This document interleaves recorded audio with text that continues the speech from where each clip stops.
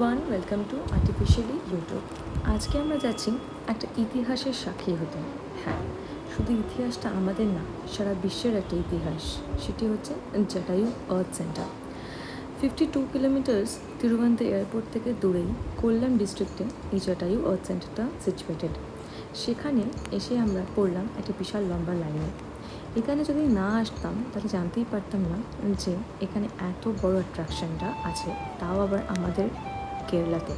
তাই কেরালা আসাটা অসম্পূর্ণ রয়ে যাবে যদি না আমরা এটা ভিজিট করি। এখানে কিন্তু দু রকমের সুযোগ সুবিধা আছে। একটা হচ্ছে বাই ওয়াক আর বাই রোপওয়ে।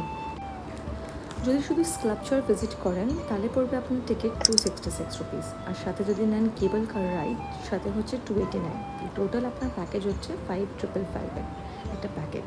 কিন্তু যদি ভাবেন যে স্কাল্পচার্স আর সাথে ওয়াকিং করবো তাহলে 325।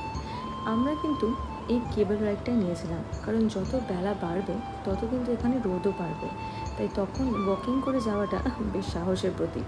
তাই আমরা কেবল কার নিয়েছিলাম, কারণ আমরা একটু দেরি করে এসেছিলাম। তাই সব থেকে ভালো হয় যদি এখানে আর্লি মর্নিং ভিজিট করা যায়।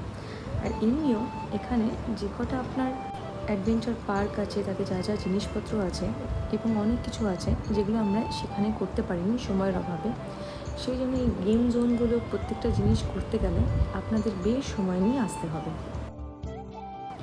কেবল কারের সুবিধাটা শুধু আমাদের না, যে কোনো বয়সের লোকের জন্যই একটা সুবিধা। আর সাথে যদি হয় কেউ ফিজিক্যালি চ্যালেঞ্জ বা যারা বয়স বৃদ্ধ আছেন তাদের জন্য তো কেবল কার একটা সোনার সোহাগা। তো চলুন, কেবল কারের সহযোগিতায় আমরা পৌঁছে যাই এই বিশ্বের ভীষণ অন্যতম একটা জায়গায়। সেটা না দেখলে আমরা মিস করে যাবো। বুকে এত ভয় নিয়ে চড়ে পড়লাম কেবল কারে, কারণ আমার একটু উঁচুতে ভয়ই লাগে। কিন্তু এখানে একটা আশ্বাস ছিল যে অন্তত কেবল কারটা যে সুন্দর স্পেশিয়াস আর জায়গা করা, ছজন করে আমাদের বেশ সহযোগিতা করার লোকজন থাকবে। তাই সবাই মিলে চড়ে পড়লাম কেবল কারে। প্রায় 10-15 মিনিটেই আমরা পৌঁছে যাব জটায়ু আর্থ সেন্টারে। দেখলে নিচটা মনে হবে একটা ভীষণ সবুজ, কিন্তু ভাবলে অবাক লাগে যখন এটা কনস্ট্রাকশন হচ্ছিলো তখন কিন্তু এত সবুজ, এত গ্রিনারি ছিল না। স্পেশালি এই কনস্ট্রাকশনটা করার জন্যই এই রেইন ওয়াটার হারভেস্টিং সেন্টারটা করা হয়েছে।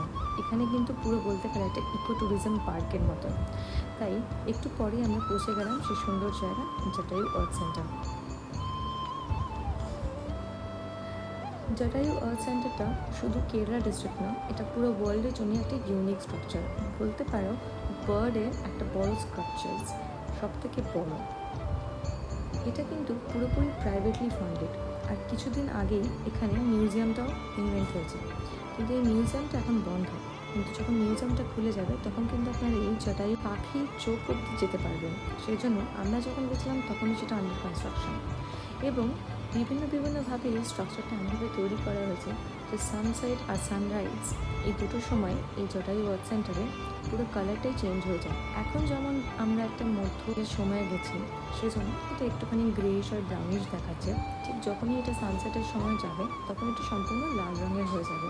স্কাল্পচারটা বানিয়েছেন মিস্টার রাজীব আঞ্চল, যিনি কিনা এখানকার ডিজাইনার। শুধু তাই না, এর সাথে এখানে বানিয়েছেন এখানে জটায়ু রাম মন্দির। জটায়ু রাম মন্দির এখন ইসকন ট্রাস্টের আন্ডারেও পড়ছে, কিন্তু এখন এটা 30 ইয়ার্সের লিজে আছে মিস্টার আচারের কোম্পানির সাথে। এরপরে এটা ওন করে যাবে কেরালা গভর্নমেন্ট। ততদিন এখানে আপনারা আসতেই পারেন বিনামূল্যে, বিনা টিকিটে। কিন্তু যেটুকুনি টিকিট যাচ্ছে সেটা সংরক্ষণ করার জন্যই যাচ্ছে। এটা কিন্তু ফার্স্টে ন্যাচারাল কেভস টাইপের ছিল। এখানে অনেক ন্যাচারাল কেভসও আছে এবং দক্ষিণা মূর্তি, অনেক রকম দেবতার মূর্তি আছে, যেটা রামায়ণের অনেক বড় ভূমিকা পালন করেছিল। তাদের সবারই মূর্তি আছে, এবং যেখানে ভগবান রাম থাকবে সেখানে তার বানর সেনা থাকবে না সেটা হয় না। তাই যেতে যেতে আমরা অনেক বানর সেনাও দেখলাম। রাম মন্দিরটা এখানে একটা সুন্দরভাবে বানানো হয়েছে একটা ইম্পর্ট্যান্ট সিমেট্রিক্যাল স্ট্রাকচার দিয়ে। সেই স্ট্রাকচারে বেস করে এই সেম পাথর দিয়ে এখানে বানানো হয়েছে। এখানে একটা ভীষণ বড় বড় বোল্ডার দিয়ে পাথর আনা হয়েছে সেটা না, প্রথমে এই স্ট্রাকচারটাকে ইনভেন্ট করে হয়েছে, তারপরে এখানে খনন বিক্ষণ করে এইখানে স্ট্রাকচারটা তৈরি করা হয়েছে। তাই আমরা শুধু বানর সেনার সাথে সাথে সেই কালেই চলে যাচ্ছি যে যুগে এই জটায়ু মা সীতাকে রক্ষা করার জন্য এসেছিল।